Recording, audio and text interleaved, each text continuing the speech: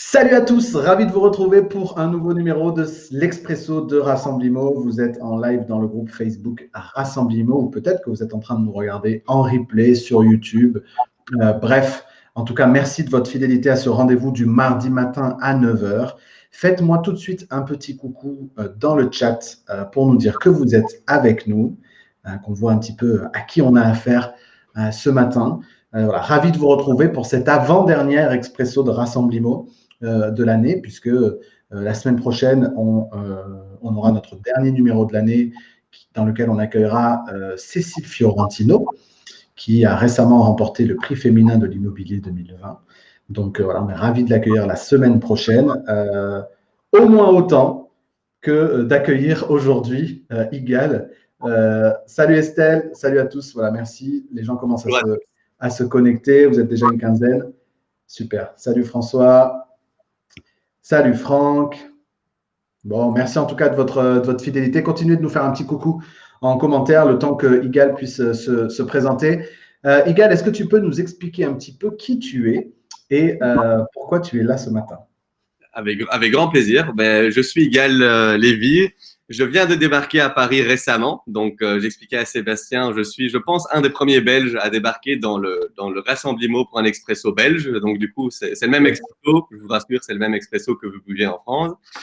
Et je viens en fait, car on a papoté un peu, voilà, Sébastien et moi, sur le métier de l'agent immobilier, sur les changements dans le domaine, sur tout ce qui se passe en termes de technologie, innovation il y a quelques semaines. Et puis il m'a dit, est-ce que tu voudrais bien passer dans le podcast, enfin dans le podcast, dans le live show de Rassemblimo. Et moi, je me dis, on va voir ce que ça donne. J'ai rejoint le groupe Rassemblimo, j'ai un peu suivi les podcasts. J'ai vu des podcasts de Ori et d'autres personnes de Proprio dans le groupe qui étaient très intéressants. Et du coup, j'ai accepté ce grand challenge que Sébastien m'a donné. Merci beaucoup, Igal. Aujourd'hui, tu travailles pour Sweetbright. Effectivement. Est-ce que tu peux nous expliquer rapidement en quoi consiste Sweetbright? Bien sûr. Alors en fait, Sweetbright a été créé il n'y a pas si longtemps, il y a 4 ans et demi maintenant, en fait, avec la notion très simple que quand on regarde aujourd'hui l'agent immobilier au quotidien, il y a 2 éléments clés qui font que l'agent pourrait être plus performant. Aujourd'hui, l'agent immobilier, en fait, il perd pas mal de temps en double saisie, par exemple, d'informations. Lors d'un mandat, il va travailler sur un bloc-notes, il va ressaisir ça dans un logiciel traditionnel, etc. Donc, il y a beaucoup de double saisie qui se passent dans le quotidien et dans les processus de l'agent immobilier. D'une autre part, en fait, on veut créer une expérience sans friction. On veut que les agents immobiliers qui travaillent avec le logiciel Sweetbright aient une expérience sans friction, que ce soit en interne, donc que les agents puissent travailler très, très, très facilement, mais aussi en externe, une expérience sans friction. C'est-à-dire, aujourd'hui, le monde change très rapidement. On va certainement en discuter tout à l'heure, mais la friction devient quelque chose de très essentiel. Quand on regarde dans d'autres industries, comme du Deliveroo, du Uber Eats, du Netflix, etc., la friction, c'est un élément clé aujourd'hui d'un tas de sociétés. Il y a Estelle, toi, qui t'accueille dans la communauté Rassemblimo. Donc, voilà, merci beaucoup. Merci Estelle. Merci à tous. Encore une fois, vous êtes plus d'une vingtaine maintenant à être connectés, le temps que les gens se fassent couler leur propre expresso et puis nous rejoignent. Igal, avant de rentrer dans l'expérience sans friction, parce que ça va vraiment être le cœur, je pense, de notre sujet, depuis combien de temps est-ce que tu es chez Sweetbright et qu'est-ce que tu faisais avant en fait? C'est quoi ton parcours à toi?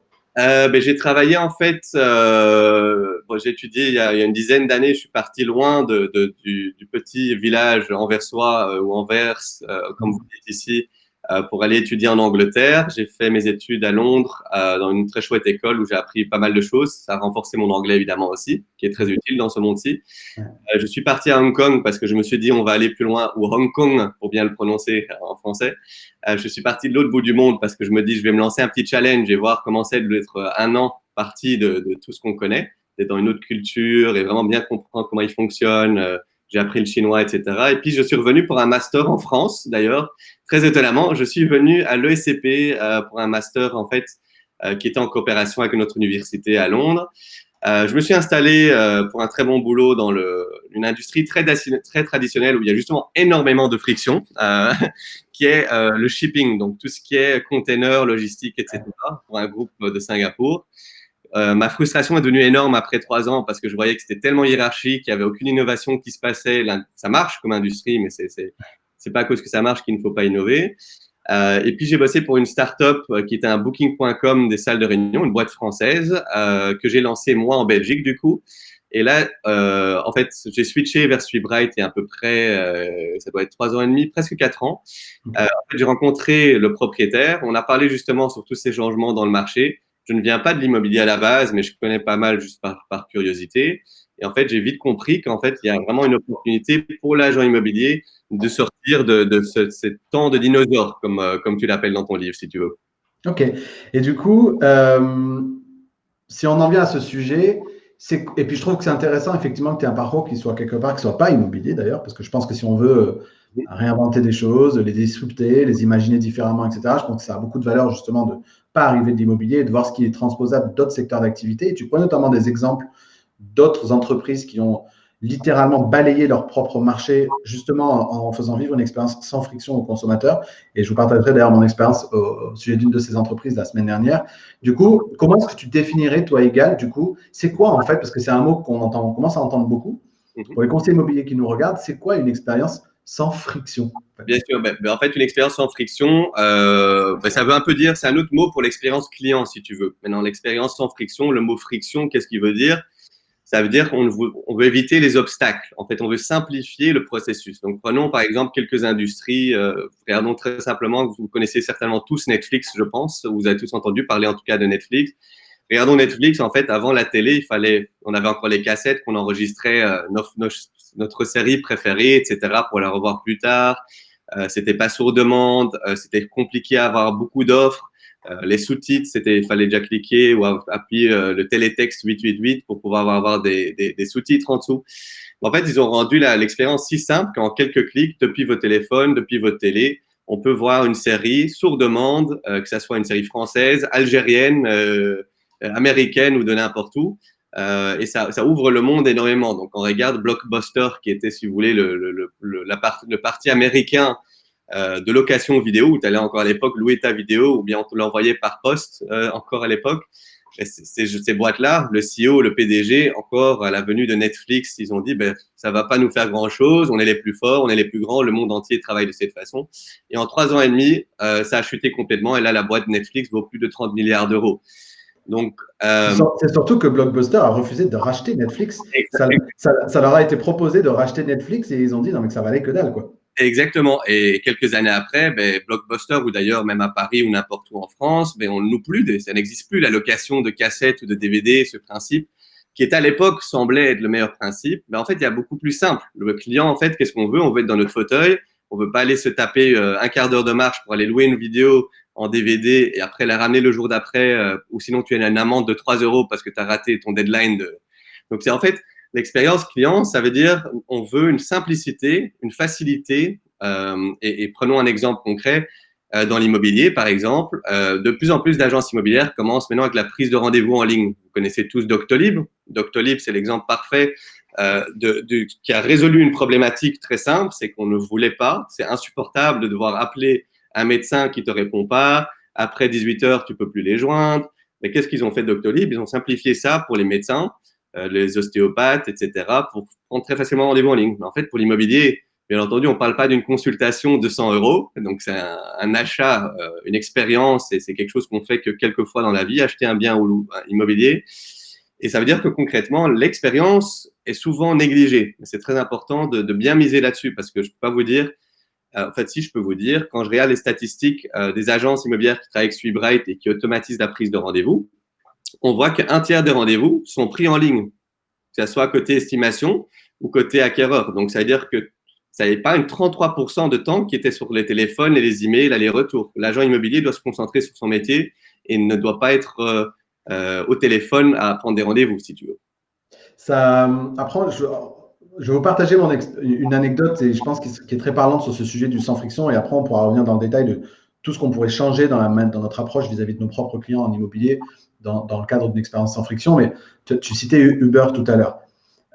J'étais à Paris la semaine dernière, j'atterris à Orly, je sors et comme j'avais du temps, je joue le jeu, je prends un taxi. Oui. Il se trouve que j'allais à Arcueil, donc en fait, très au sud de Paris, donc en fait assez près d'Orly. Et donc, je rentre dans le taxi me demande où je vais, je dis Arcueil, je vois que ça ne lui fait pas plaisir que je dise Arcueil, il aurait préféré que je lui dise Reims. Bon, je lui dis Arcueil, Il me dit, bon, bah, par contre, est-ce que ça vous embête pas si je roule un peu vite? Je dis, bah, je sais pas pourquoi. Il me dit, bah, parce que si je fais Arcueil-Orly en moins d'une demi-heure, je n'ai pas à refaire la queue derrière les autres taxis. Je peux tout de suite repasser et prendre un autre client. J'ai dit, bon, ok, faites, bref, moi, ça ne me pose pas de problème. Il fonce, donc, le voilà parti à 150. Il me dépose devant mon hôtel, je sors ma carte bleue. Maintenant, je ne me pose plus trop la question de la carte bleue. À une époque, je veux bien, mais là, je sors ma carte bleue. Il me dit, ah, je ne prends pas la carte bleue. Ah, ok. Je dis, il faut que je retire. Il me dit, bah, il y a un distributeur au pâté de maison juste avant. En fait, ce n'était pas le pâté de maison juste avant, c'était 2 pâtés de maison juste avant. Donc, j'ai marché 10 minutes. Je suis revenu. Bref, lui, sûrement que ça lui a coûté probablement sa place dans la queue d'ailleurs au retour à Orly. Mais voilà, là, ça, c'est l'expérience client de ce taxi-là. Je n'ai pas dit des taxis, de ce taxi-là. Et puis, 2 heures plus tard, le temps de prendre une douche, de travailler un petit peu à l'hôtel, je décide d'aller manger une pizza chez un copain qui se trouvait pas très loin. Et là, je prends un Uber du coup. Donc, je commande mon Uber. Et là, c'est un autre monde en fait. Et le contraste entre les deux était saisissant. C'est-à-dire qu'en 2 clics sur mon téléphone, je sais dans combien de minutes le gars arrive. Je sais où il se trouve dans le pâté de maison. Je sais quelle est la voiture. Je sais comment il s'appelle. Je sais quelle note il a. Je connais sa réputation. Quand je rentre, il m'appelle par mon prénom. C'est juste que je n'ai pas sorti. Comment je sors de l'argent? Quand je sors de là, je ne sors pas d'argent. Je ne suis même pas encore arrivé sur le pas de la porte de mon copain, que j'ai déjà la facture. Le téléphone vibre avec la facture. Ça, c'est une expérience sans friction. Et ce qui est important aussi, c'est qu'en fait, il y a l'analyse qui a été faite sur Uber, même dans plusieurs pays. Il faut savoir que Uber, en fait, même qu'ils ont une expérience qui est mieux, donc voilà, comme tu disais, tu commandes en 3 clics, c'est commandé, tu vois où il est, c'est facturé. Combien ça va te coûter avant même de rentrer dedans, enfin. Combien ça va te coûter déjà? Donc il n'y a pas de surprise et il n'y a pas d'arnaque. Donc il n'y a pas d'arnaque dans certains pays. Moi, je me suis déjà bien fait arnaquer en Inde, en tant que touriste, en Thaïlande, etc. Mais pas de la part, mais c'est plus facile à être arnaqué. Il y a pas de, tu connais pas les prix du marché.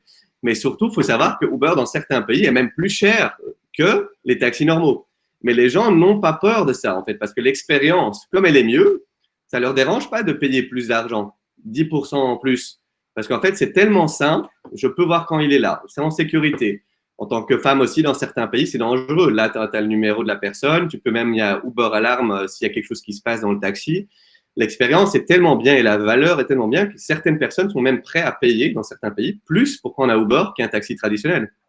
C'est intéressant ce que tu dis là parce qu'on a tendance à croire que finalement la disruption Uber, c'est d'avoir ubérisé les chauffeurs, c'est-à-dire de prendre des gens qui font ça en double activité, pour qui ça coûte moins cher, qu'on paye un peu moins bien, etc., etc. Alors que la vraie innovation d'Uber, c'est la transparence du processus et c'est l'expérience plus que le prix des chauffeurs. Bien sûr, regardons aujourd'hui, en fait, la transparence devient tellement importante dans plein d'industries. Hein. Faut regarder, moi je suis anversois, donc qui est très connu par exemple pour l'industrie du diamant, qui est un des centres du diamant du monde, un des produits les plus chers du monde quand même à acheter, que ça soit comme cadeau de mariage, bague de fiançailles ou autre. Mais à l'époque, il y a 20 ans, il n'y avait pas de transparence du tout dans l'industrie. L'Internet n'existait pas encore à ce point-là. Il n'y avait pas de transparence sur ce qui vaut une pierre, la clarté d'une pierre, la taille d'un diamant, etc. Et ce qu'on voit, c'est qu'au fil des dernières années, ben là, il y a tellement de transparence. Il y a des bases de données sur Internet. Tu peux aller voir ce que c'est et ça fait toute une différence parce qu'en fin de compte, le consommateur, il a une vue vraiment globale. Il a l'impression de ne pas se faire arnaquer parce qu'il peut très bien voir lui-même ses infos sur Internet, comme que toi, sur Uber, tu vois ce que ça va te coûter. Comme qu'une commission transparente dans une immobilière, chose très importante, je pense. La commission, qu'est-ce qui est inclus dans cette commission? Pas de surprise, par exemple. Là, on a une remarque de Ori qui est très juste, hein, qui est de dire aujourd'hui, en gros, Uber n'est pas rentable. Alors, il précise bien évidemment derrière que ça ne veut pas dire qu'on ne peut pas améliorer l'expérience client, etc. Là, on est sur le sujet du financier, en fait, c'est-à-dire, OK, mais une expérience sans client, une expérience sans friction, combien ça coûte, etc., etc. Il y a énormément de choses dans notre processus aujourd'hui d'un acheteur, de la recherche jusqu'à l'acte, qu'on peut améliorer sans que ça coûte forcément énormément d'argent. Le succès d'Uber, et je pense que c'est important aussi là pour corroborer ce que dit Ori, c'est le succès vis-à-vis des clients. C'est OK le modèle économique, mais aujourd'hui, de manière massive, les gens adoptent des solutions qui sont des solutions sans friction. Souvent, je vous parle ici de ma femme qui fait les courses depuis l'application, en fait. On fait nos courses, la liste elle est déjà faite, on prend ce qu'on ajoute, on enlève, etc. On réserve le créneau soit pour aller chercher, soit pour se faire livrer. C'est fait en 4 clics, c'est fait rapidement, tu n'as pas à te déplacer. Et aujourd'hui, on vit avec ces outils-là. Comment est-ce qu'on peut encore être une industrie qui n'a pas adopté massivement une grande partie de ces outils-là? C'est quoi, toi, Igal, du coup, le constat que vous avez fait sur le marché actuellement de ce point de vue-là? Bien, en fait, prenons un exemple très simple. Moi, je suis acquéreur, même moi personnellement, je cherche à acheter un bien sur Bruxelles. J'ai essayé d'acheter un bien pendant 6 mois, pour vous donner une idée. Pré-confinement, donc il n'y a même pas l'excuse du confinement encore du côté de l'agent, mais je vous donne juste l'expérience côté acquéreur. C'est-à-dire qu'aujourd'hui, je vais sur ImoWeb, qui est la plateforme Se Loger belge. Qu'est-ce que je fais? Je regarde quelques biens, je fais des demandes via la plateforme de Se Loger. Eux, ils vont recevoir la demande, logiquement, via la portail. Ils reçoivent une demande que Igal est intéressé par un bien X dans ce quartier-là, à côté de la Commission européenne. Bon, moi, évidemment, en tant qu'acquéreur, tu regardes, pas que tu t'arrêtes pas à un bien, tu regardes 10 biens, 15 biens, 20 biens, tu fais des demandes chez plusieurs agences. Ça m'arrivait régulièrement, et dans plus de 50% des cas, qu'on me rappelait 3 jours après. Ah, bonjour, Igal, oui, je vois que vous avez montré un intérêt sur une des annonces. Ah, je dis, ah bon, c'est laquelle? Rappelez-moi quel bien c'est. Ah, ben c'est ce bien, ça, là, là. Et moi, 3 jours après, je n'ai plus la moindre idée, en tant qu'acquéreur, de quel bien il s'agit, parce que j'ai déjà regardé 15 biens entre-temps dans le quartier. Mais ça montre un exemple très, très, très simple de l'expérience client qui, aujourd'hui, est très semblable au sein d'un tas d'agences immobilières. Il y a un tas d'agences qui essaient de dynamiser et changer cet aspect-là. C'est-à-dire d'appeler 3 jours après quelqu'un pour prendre rendez-vous pour un bien, c'est quelque chose qu'aujourd'hui, en tant qu'acquéreur, va te frustrer. Moi, je dis, j'ai même plus envie d'aller voir ce bien, à moins que c'est vraiment la pépite et le prix parfait et vraiment très, très bon investissement. Mais tu commences déjà une relation qui est un peu affaiblie. C'est-à-dire, la personne qui va te faire visiter le bien, c'est comme si Sébastien, moi, j'arrivais pas aujourd'hui ce matin à ton live maintenant, mais je crois pas qu'on serait je t'ai promis d'être au live. C'est pas très poli. C'est pas une expérience partenaire ou expérience contact qu'on fait à une autre personne. Et donc, du coup, ça commence avec une frustration. Alors, j'ai visité le bien et bien entendu, je n'ai pas fait d'offre sur ce bien-là parce que ça m'intéressait plus, en fait. J'étais déjà frustré par l'expérience dès le début. Et peut-être que ça changerait les choses. Je ne sais pas si je l'aurais fait autrement. Mais il y a des choses que tu peux vraiment améliorer. Donc, je ne dis pas qu'il faut faire la prise de rendez-vous pour tous les biens en ligne pour justement éviter des situations comme la mienne. Je dis que pour certains biens, tu peux le faire. Je dis qu'un petit SMS, par exemple, rappelle « Bonjour Sébastien, je veux te rappeler la visite dans une demi-heure à ce bien-là ». C'est toutes des petites choses qui peuvent contribuer à dire « Ah, cet agent, c'est bien sympa en fait ». C'est intéressant parce que ce que tu dis, c'est aussi, je pense, ça c'est vraiment pour tous les conseillers qui nous regardent, c'est qu'on a un tort dans toutes les industries, et notamment dans la nôtre, c'est que on imagine, enfin, à partir du moment où on imagine une solution, on voit de la difficulté technologique en fait. Et je crois que si on veut améliorer cette expérience client, il faut le faire sans a priori technique, technologique ou financier. Il faut imaginer le truc idéal en se positionnant du point de vue du consommateur. Et je pense que c'est ce qui nous manque beaucoup, c'est qu'on ne se met pas suffisamment dans les bottes de nos propres prospects, acheteurs ou vendeurs. On imagine même, on oublie qu'on est nous-mêmes consommateurs dans d'autres industries. Donc, on est les premiers à être frustrés quand on n'arrive pas à avoir tout en 2 clics. Mais on fait vivre à nos clients un truc où on s'appelle, je te laisse un message, je te renvoie un mail, j'oublie, c'est tombé dans mes spams. Enfin bref. Et en fait, donc, il faut se mettre à la place du consommateur, il faut imaginer le truc sans a priori technique ou technologique, parce qu'aujourd'hui, la technologie, sincèrement, sur tous les sujets que tu as cités là, c'est une commodité. Un SMS automatisé, une prise de rendez-vous en ligne, etc. Aujourd'hui, c'est rien d'un point de vue technique. Mais je crois qu'il y a 2 peurs. Il y a d'une part, effectivement, la peur de ouf, c'est un nouveau outil, ça va bouleverser mes processus, etc. Et j'ai l'habitude de faire les choses comme telles, parce que c'est une habitude quand les gens font quelque chose pendant 3 ans ou 10 ans, ils sont agents immobiliers, d'aller commencer à changer ces choses-là. Et d'une autre part, c'est la crainte aussi de certaines personnes, de mon expérience, qui pensent que ça coûte très cher, effectivement. Mais c'est tellement démocratique aujourd'hui d'envoyer un SMS à 5 centimes l'SMS. Ça t'épargne du temps à toi parce que s'il ne vient pas au rendez-vous et que c'est un no-show à ta visite, ben, tu as épargné un aller-retour pour aller visiter un bien. Mais ça améliore l'expérience client aussi du client parce qu'il se dit « Ah, Sébastien, il m'a envoyé un petit rappel en tant qu'agent immobilier, c'est vachement sympa. J'ai l'adresse du bien 1 heure avant que je devais partir de chez moi. » Donc les gens ont peur du changement et je crois que ça, c'est la peur la plus profonde dans l'immobilier. Elle est aussi très, très élevée. Mais il ne faut pas avoir peur du changement parce que ce changement-là, il faut le faire. Les temps évoluent. Regardez, à l'époque, il y avait le papier encore. Là, il y a eu des logiciels immobiliers qui sont venus par la suite. Avec Subride, les agents immobiliers qui travaillent avec Subride, ils font tout sur un téléphone presque. Je veux dire, au quotidien, ils bossent sur un téléphone de façon complètement digitale. Avant, c'était encore un papier. Regardons, il y a 15 ans, ça n'existait pas, cette possibilité-là. On avait un Nokia 3310. tu n'allais pas insérer ou ajouter, faire la saisie de données d'un bien sur un E43310. Tu allais faire jouer à Snake des appels ou un SMS, c'est tout ce que tu faisais.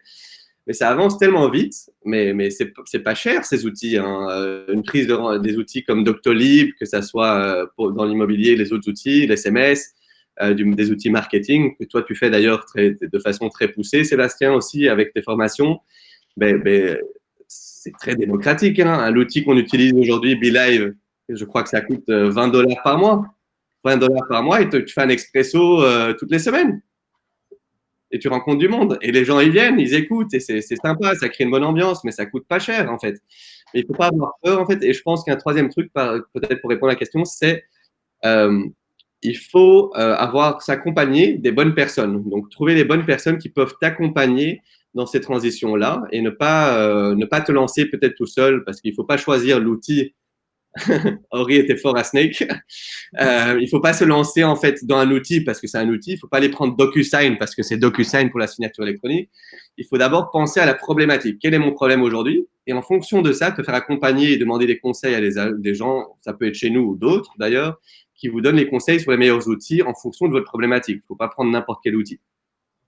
Si on va dans le concret du coup pour que ce soit encore plus clair pour les gens qui nous écoutent, qu'est-ce qu'on peut changer aujourd'hui dans l'expérience qu'on va faire vivre parce que j'ai déjà fait une démonstration de SweetBright, donc sans rentrer dans la promotion de SweetBright, et on était clair sur cet objectif-là, mais c'est quoi l'expérience d'avoir un CRM qui est dans son téléphone? Qu'est-ce que je fais concrètement? C'est quoi mon quotidien? Je prends rendez-vous avec mon acquéreur jusqu'à ce que je sois dans le bien, que l'acquéreur soit intéressé par le bien, etc. Qu'est-ce que je fais moi en tant qu'agent avec un CRM dans mon téléphone? Bien sûr. En fait, tout au long du processus déjà de la transaction, donc quand tu es en prospection, il y a différentes étapes. On fait la prospection, même si tu veux, mais avant la prospection, on travaille son image de marque déjà. Après, il y a la prospection, il y a l'estimation, il y a le mandat. Quand tu rentres le mandat, tu vas publier, tu vas organiser des visites et en fin de compte, négocier, éventuellement arriver à une transaction. Donc, je prends en large et en long là les différentes étapes sans rentrer trop dans les détails. Mais en fait, déjà tout à fait au début du processus de l'agent immobilier, je prends l'agent lambda. La plupart des agents, ils vont venir en rendez-vous chez Sébastien, ils vont faire une estimation, ils vont évidemment faire leur explication et la valeur de leur agence, et puis ensuite, ils vont prendre des notes. Ils vont prendre un bloc-notes, ils vont dire 2 chambres à coucher, 2 salles de bain, un jardin de 15 mètres carrés, etc.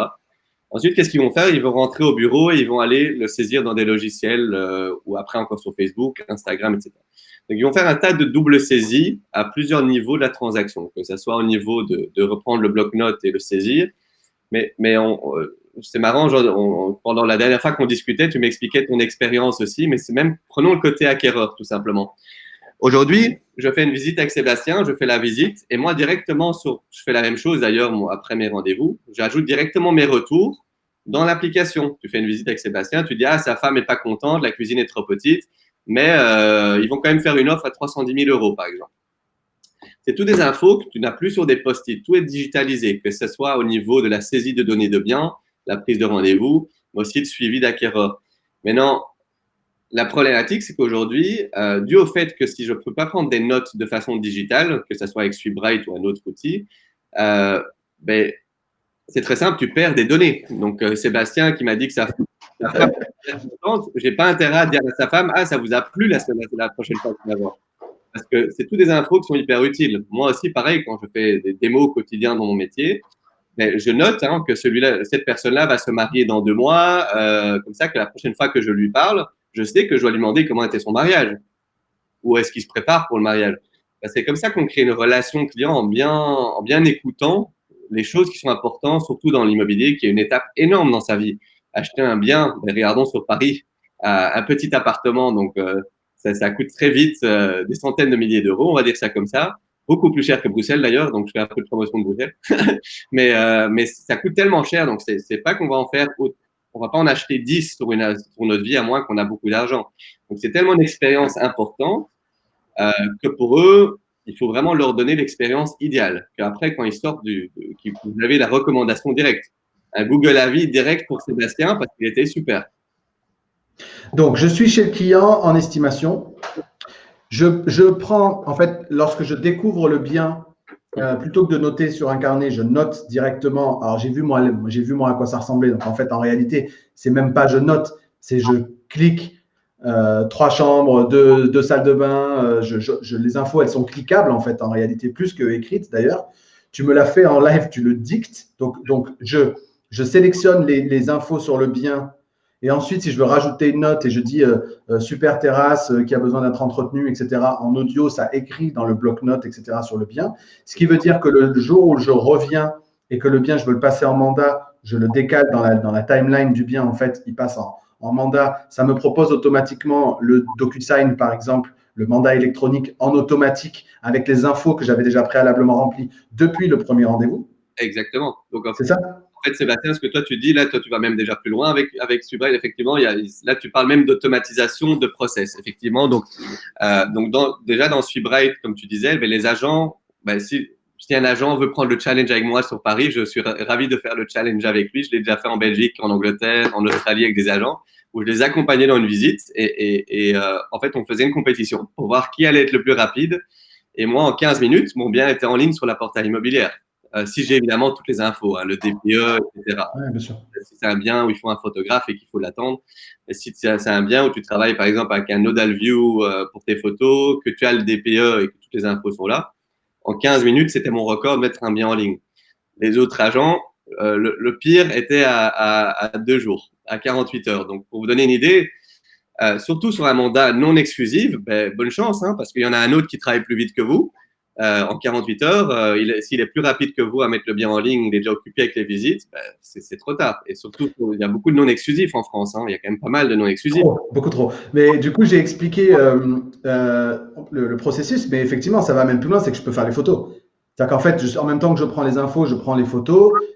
Et si c'est pour mon rapport d'estimation, parce que j'en suis au stade du rapport d'estimation, bah, j'ai déjà aussi les photos qui viennent corroborer, etc. Mais je peux effectivement le mettre en ligne directement, l'envoyer sur les portails. Et je peux aussi l'envoyer directement sur mes réseaux sociaux. Tu peux l'envoyer sur les réseaux sociaux aussi, tu peux l'envoyer directement. En fait, il faut pouvoir automatiser tous ces tâches à valeur ajoutée faible du quotidien de l'agent immobilier. Alors, qu'est-ce que ça veut dire? Aujourd'hui, un agent immobilier qui doit envoyer un SMS de rappel à Sébastien et n'oublie pas ma visite dans 1 heure, ça lui prend 3 minutes de t'envoyer l'SMS. Tout ça, ça peut être automatisé, que ça prend 0 minutes, même 0,0 secondes. Après, par exemple, tu parlais de DocuSign, effectivement, donc au moment où tu as le mandat, bah, il te confirme lors du rendez-vous directement depuis l'application. Comme on est lié à 2000 outils, tu vas pouvoir générer un document avec DocuSign qui est préalablement rempli avec toutes les infos. Tu as le nom, le prénom, le bien, le type de mandat, etc. Pouf, tu crées automatiquement un mandat à signer digitalement sur place. Un exemple très simple, prenons l'exemple tu parlais de grosses sociétés, mais regardons Amazon ou regardons Zalando ou autre. C'est le même principe. Hein. Tu regardes des chaussures sur Zalando Nike, par exemple, et qu'est-ce qui se passe? La semaine d'après, tu vas être ciblé sur Facebook pour les mêmes types de chaussures de Nike. En fait, c'est quelque chose qui est très sous-utilisé, mais de nouveau, Subrail, tu peux lier aux audiences Facebook même, et tu peux aller recibler les gens, parce que j'ai l'adresse mail de Sébastien. Je sais dans Subrail que Sébastien, il cherchait une maison, 3 chambres à coucher à Aix-en-Provence, avec une piscine, par exemple. Ben, je peux le recibler sur Facebook, parce que Sébastien, il passe quand même beaucoup, beaucoup, beaucoup de temps sur Facebook, comme la plupart des gens dans ce monde, on est sur les réseaux sociaux. Et c'est tout des choses que tu peux automatiser et en fait mieux cibler les gens, donner une meilleure expérience client pour ne pas perdre son temps. Idem côté acquéreur. Donc, côté acquéreur, je suis sur un portail immobilier, je clique directement dans l'annonce vers un lien, vers un Calendly, un You Can Book Me ou autre outil de prise de rendez-vous en ligne et je prends directement rendez-vous dans l'agenda de mon agent. Ouais. Et l'agent aura déterminé les plages horaires. Il aura déterminé si c'est pour, bien évidemment, peut-être pas aller directement sur place voir le bien, mais peut-être c'est peut-être un rendez-vous pour une visite virtuelle guidée dans lequel je pourrai affiner ma découverte, etc. Donc, je vois dans mon agenda des rendez-vous se remplir seul, avec d'ores et déjà les infos de la personne, son nom, son prénom, son email, son numéro de téléphone. J'ai automatisé un renvoi d'SMS pour lui dire on a bien rendez-vous ensemble dans 30 minutes. Voici le lien Zoom pour notre visio. Enfin, voilà. Et ensuite, une fois avec le client, je peux affiner encore une fois ses besoins directement dans mon application, dans mon outil. Et l'outil va d'ailleurs me proposer des rapprochements automatiques avec des mandats que j'aurais pu avoir ou des biens que j'aurais pu voir. Juste pour te donner la comparaison, j'ai été voir pendant que tu parles là dans ma boîte mail pour voir, parce que moi je travaille avec la prise de rendez-vous en ligne aussi, donc en fonction de mes dispos, les gens peuvent prendre des rendez-vous avec moi. Là, en moins d'une demi-heure qu'on parle, j'ai déjà 3 rendez-vous qui ont été pris. Hein. Je n'ai rien fait. On est en train de parler là en conférence. Et ça se remplit mon agenda. Dans ma signature de mon email, ils ont la possibilité de prendre rendez-vous, par exemple, directement pour une démo ou l'équivalent chez vous, c'est une estimation chez l'agent. Mais ça va directement se faire. Donc là, moi, je n'ai rien fait pendant cet appel. En une demi-heure, j'ai eu 3 démos. Ça doit être cet après-midi ou demain. Je dois vérifier qu'elles ont lieu. Mais c'est ça qui est génial, en fait. C'est il faut pas le faire pour tous les biens. Et Sébastien, la plus grosse crainte pour la prise de rendez-vous en ligne des agents, c'est que les gens puissent prendre rendez-vous dans son agenda. Ça, c'est la plus grosse crainte direct. C'est la première remarque qu'on me donne. Mais il faut savoir, vous pouvez même aller définir la dispo du bien, c'est-à-dire, par exemple, le mardi et jeudi après-midi, ce bien-là, le propriétaire est dispo pour des visites. Et c'est également lié à l'agent, son agenda de l'agent. Et ça, c'est en fait notre intégration avec un outil qui s'appelle Calendly, qui est très, très, très, très, très, très utilisé en France, d'ailleurs, pas que dans l'immobilier. Bien sûr. Et surtout au niveau estimation, il n'y a même pas de dispo du bien. Il n'y a que tes dispos. Lui, il va choisir dans ton agenda un rendez-vous en fonction de tes dispos. Donc, c'est tellement simple, en fait, et ça peut vraiment dramatiquement changer l'expérience qu'une personne a avec votre société, en fait. Et je reçois une confirmation, et ça me dit dans la confirmation que je dois venir en rendez-vous avec telle et telle information. Je suis sûr que toutes les informations ont circulé, tout est noté quelque part, etc. Je te partageais l'anecdote la dernière fois qu'on avait échangé, et je le dis pour tout le monde parce que je suis sûr que sur la trentaine de personnes qui est en live et tous ceux qui nous regarderont en replay, certains d'entre vous peut-être utiliser un petit agenda papier, etc., qui pour certains d'entre vous, je le sais, est votre Bible. C'est-à-dire que non seulement il y a vos rendez-vous, mais vous savez, ce petit encart de notes sur la droite de l'agenda, il y a souvent plein d'infos cruciales dedans. Je suis sûr que ça vous parle. Eh bien, sachez-le, j'avais une négociatrice location qui, un jour, est revenue en pleurant à l'agence. Et je lui ai demandé pourquoi elle pleurait. Et elle m'a dit que parce qu'elle est sortie de rendez-vous dans la précipitation, qu'elle a posé l'agenda sur le toit de sa voiture et qu'elle est partie. Et que son agenda, elle n'a jamais retrouvé. Et il y avait tous les numéros de téléphone de ses clients et ses prospects, etc. Et si on croit que c'est une question de génération, je vous le dis, elle avait 21 ans à l'époque. Ah oui. Et voilà. Et ça faisait des semaines que je lui disais de basculer sur un agenda électronique, etc. Et voilà. Et de rentrer les infos dans le CRM, et etc. etc. Ben oui. Et en plus, Alexis, je crois même que toi qui nous dis que si tu le perds, tu serais au bout de ta vie. C'était sur la même commune que celle sur laquelle tu te trouves aujourd'hui, je crois, si mes souvenirs sont bons. Donc voilà. Donc ça peut arriver, et ne serait-ce que pour ça, avoir tout en ligne, c'est pas mal. Mais bien sûr, après, de nos jours, la technologie du cloud est tellement simple, les applications, les outils. Mais regarde, comparons très simplement, il y a 10 ans, on utilisait un bureau, mais c'était ton ordinateur. Enfin, même pas à l'époque. Ça commence, oui, c'était déjà ton ordinateur il y a 10 ans. Mais ton téléphone ne servait pas à envoyer des emails, ça servait à faire des coups de fil si tu veux vers les clients, des SMS. Mais aujourd'hui, regarde, moi j'ai des applications sur mon téléphone du boulot. Alors, je commence. J'ai Intercom, c'est le chat sur notre site, les clients qui peuvent chatter avec nous, comme une agence immobilière peut laisser les gens chatter avec nous. Slack, j'ai Slack, c'est notre outil de WhatsApp professionnel en interne. Moi, j'utilise HubSpot comme CRM pour suivre mes agences immobilières. J'ai HubSpot, mais je travaille de façon complètement mobile. Voilà, j'ai sur mon iPhone ici les 3 applis que j'utilise au quotidien. Bref, si je suis dans un avion pendant 3 jours avec du Wi-Fi ou même sur une plage aux Bahamas, ce n'est pas le cas malheureusement, mais si c'est le cas, je peux même bosser de là-bas. Il suffit d'avoir une connexion Internet. J'ai tout ce qu'il me faut en fait. Donc, aujourd'hui, les outils ou l'agenda, comme tu disais, que la dame en question avait laissé sur sa voiture et s'est barrée en perdant son agenda. Et c'est toutes des choses qu'on peut éviter. Moi, je perds mon téléphone en vacances, il n'y a pas de problème, je remplace avec un nouveau, j'ai rien perdu. Tout est encore là, tout est dans le cloud de nos jours. Et voilà, c'est des choses que ça évolue tellement rapidement. Et voilà, moi, notre ambition et mon ambition personnelle, c'est vraiment d'aider les agences à changer cette façon de penser, ne pas avoir peur de ces outils-là. Et surtout se dire, je veux vraiment éviter que des agences, surtout des jeunes agences, retrouvent à être des blockbusters de l'immobilier. Il faut qu'ils continuent à exister, qu'ils évoluent avec, et pas avoir peur de ces outils-là, quoi. En fait, c'est juste que quand on imagine un acquéreur qui est avec sa femme sur un canapé le soir, sur sa tablette, en train de regarder des biens qui pourraient les intéresser, comme beaucoup de Français font, parce que le nombre de visites uniques sur les portails immobiliers est astronomique, donc il y a plein de gens qui le font, ne serait-ce que par curiosité. Vous êtes là, vous regardez des biens, etc. Vous voyez des biens qui vous intéressent, et là, vous devez appeler un téléphone fixe et laisser un message sur un répondeur. Vous devez envoyer un email comme on enverrait une bouteille à la mer, alors qu'on pourrait, encore une fois, juste cliquer, avoir un agenda qui s'ouvre. On pourrait déjà cliquer et faire une visite virtuelle immersive et regarder déjà si effectivement ça pourrait nous plaire. Et en plus, je peux cliquer derrière pour confirmer que je veux un rendez-vous, quoi. Mais tu pourrais même mieux faire encore mieux, je pense. Quand quelqu'un réagit sur le portail immobilier, tu pourrais automatiser qu'un email, disons que c'est Sébastien, qui dit bonjour Sébastien, merci pour votre demande sur le bien situé aux Champs-Élysées 122 par exemple, ou s'il n'y a pas de numéro aux Champs-Élysées. Je vous invite dans l'email, tu leur donnes même 3 call to actions. Numéro 1, prise de rendez-vous téléphonique où ils peuvent prendre rendez-vous pour un appel téléphonique. Si c'est une personne plus âgée, peut-être qu'ils sont pas à l'aise avec une visite virtuelle en ligne, ou du coup ils prennent rendez-vous et vous allez les appeler par téléphone le jour en après-midi quand vous avez une dispo. Option 2, prise de rendez-vous pour une visite virtuelle, par exemple avec des outils comme NodalView ou autres. Il y a de nos jours, il y a moyen de faire des visites virtuelles en ligne comme si tu es presque sur place. Ils peuvent prendre rendez-vous et automatiquement prendre rendez-vous pour une visite virtuelle en ligne. Option 3, quand le Covid le permet, évidemment, et maintenant actuellement c'est de nouveau permis, prendre rendez-vous pour une visite physique. Donc tu leur donnes les 3 possibilités. Petite intro téléphonique de 15 minutes, visite virtuelle d'une demi-heure en ligne, en visio, ou numéro 3, une vraie visite, quoi. Igal, puisque ça fait 35 minutes, et je sais qu'Igal, je le dis pour Ori, c'est juré de faire un peu plus long que Ori il y a 2 semaines.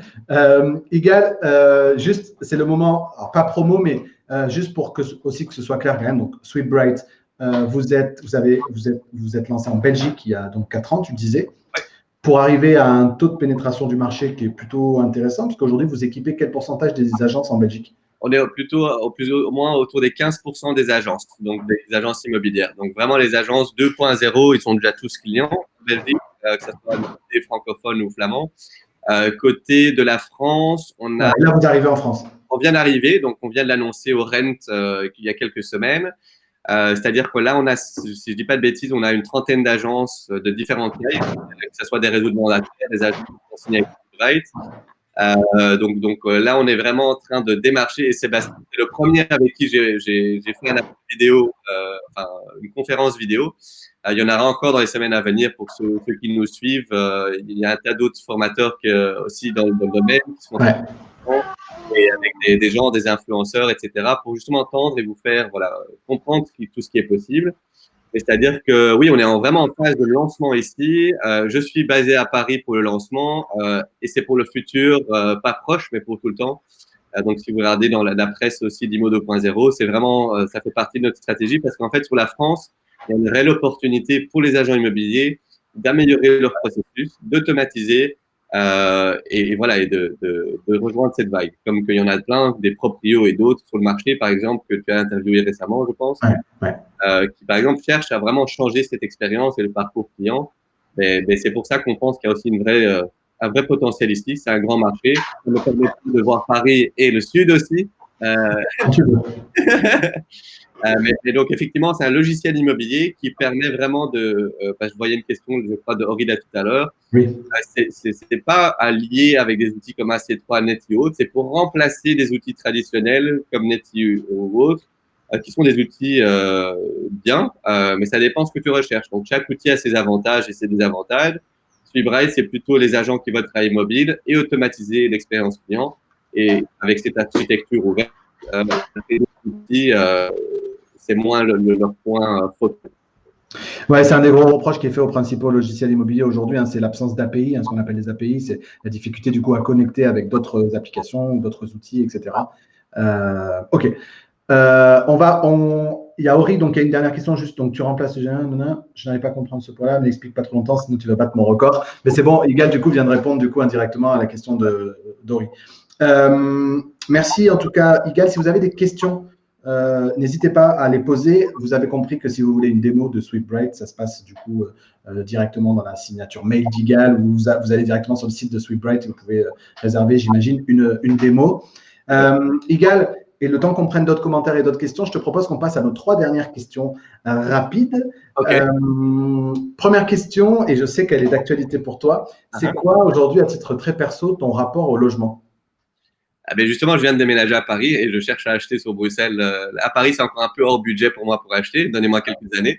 Mais quand on voit aujourd'hui le logement, c'est assez impressionnant quand tu viens de des villes comme Bruxelles et que tu débarques à Paris, qui sont quand même 2 capitales européennes, de voir que les prix de l'immobilier, en fait, en toute transparence, pour des jeunes, ça devient avec la situation actuelle, surtout avec le corona, etc., ça devient, après, sur Paris, je parle particulièrement, c'est quand même vachement cher et ça peut faire peur à certaines personnes lors de l'achat. Après, ce qu'on voit aussi, c'est que dans ma génération, en tout cas les millennials, ceux qui ont entre 20 et 40 ans, moi j'en ai 30 perso, mais dans ma génération, il y en a beaucoup qui cherchent plus à acheter, ils cherchent à louer. En fait, c'est très, ça fait un peu peur parce que ça veut dire que les gens ne pensent plus à long terme. Ils préfèrent aujourd'hui aussi beaucoup de jeunes dépenser sur du voyage. Là, en corona, ça va pas trop, mais d'aller se faire du backpacking pendant un mois au lieu d'aller investir dans un futur ou dans la brique. Il y a beaucoup de gens qui passent sur la location et en plus, les prix ne sont pas donnés.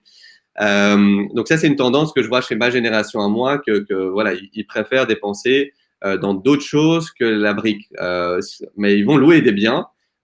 Et ce qui fait un peu, voilà, ce que je vois, c'est qu'aussi en Belgique, il y a quelques agences qui me donnent la même conclusion. Et sur Paris, une agence dans le haut de gamme m'a donné la même conclusion récemment, leur CEO. C'est qu'en fait, il y a un peu la transition qui est en train de se faire vers un marché presque d'acquéreurs.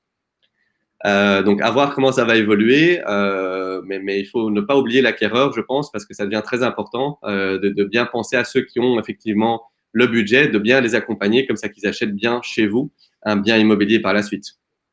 C'est marrant ce que tu dis parce que si on projette encore un petit peu plus loin, beaucoup misent sur la tendance du logement à l'abonnement.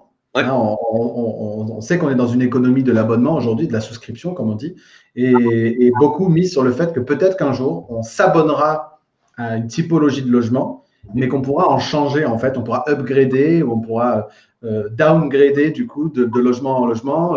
C'est trop grand pour moi, maintenant je redescends, etc., moyennant un abonnement mensuel et on ne possédera plus.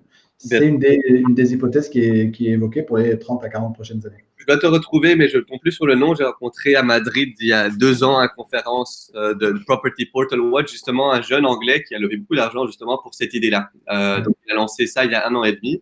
Et c'est vraiment ce principe-là. Ta famille s'agrandit, hop, une chambre en plus, c'est très facile. Donc, sans ces conditions de résiliation de bail qui sont plus compliquées, tu passes de l'un à l'autre. C'est vraiment comme si tu passes d'un abonnement Netflix basique vers un abonnement premium, quoi.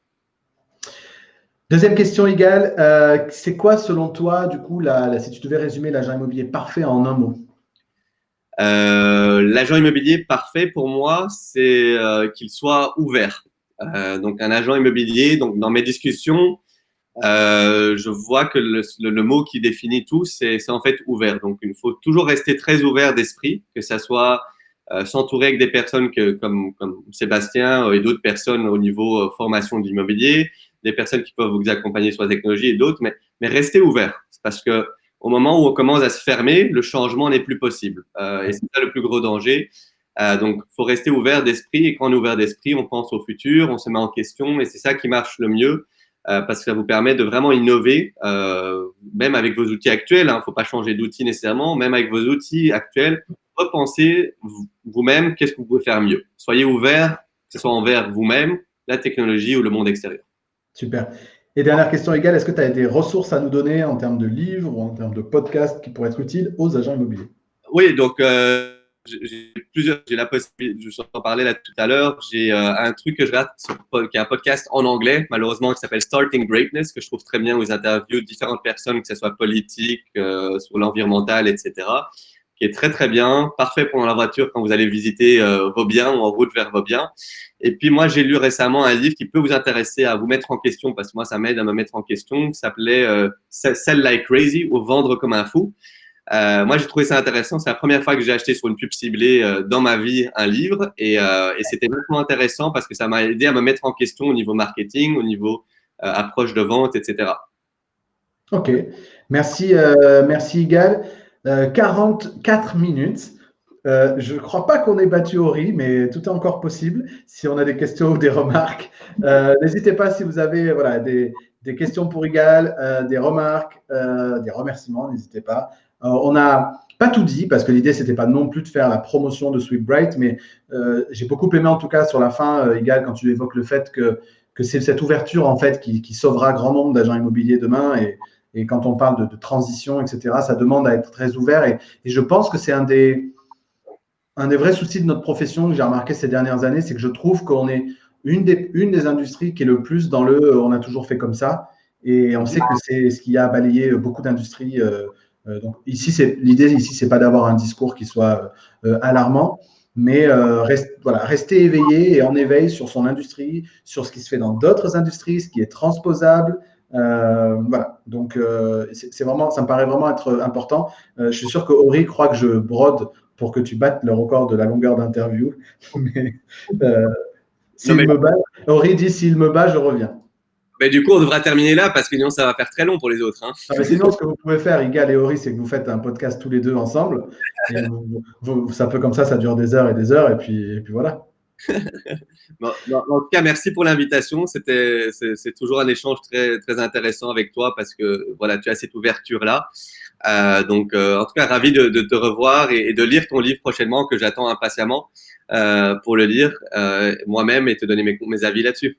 Avec grand plaisir. Merci Igal. Merci à tous encore une fois de votre fidélité. Je vous rappelle qu'on se retrouve la semaine prochaine. Le 15, ce sera notre dernier expresso de Rassemblimo avant les vacances et ce sera avec Cécile Fiorentino qui a récemment remporté le prix féminin de l'immobilier lors du dernier Rent. Et donc, je suis ravi de la mettre en lumière dans cet expresso de Rassemblimo. Je vous retrouve très, très vite. Je vous rappelle que l'extinction est toujours disponible sur sebastientedesco.com en tarif de lancement. Je vous souhaite une belle fin de journée, une belle semaine. Je vous retrouve mardi prochain et je vous dis à très, très vite. Ciao, ciao. Ciao. Belle semaine. Bye bye.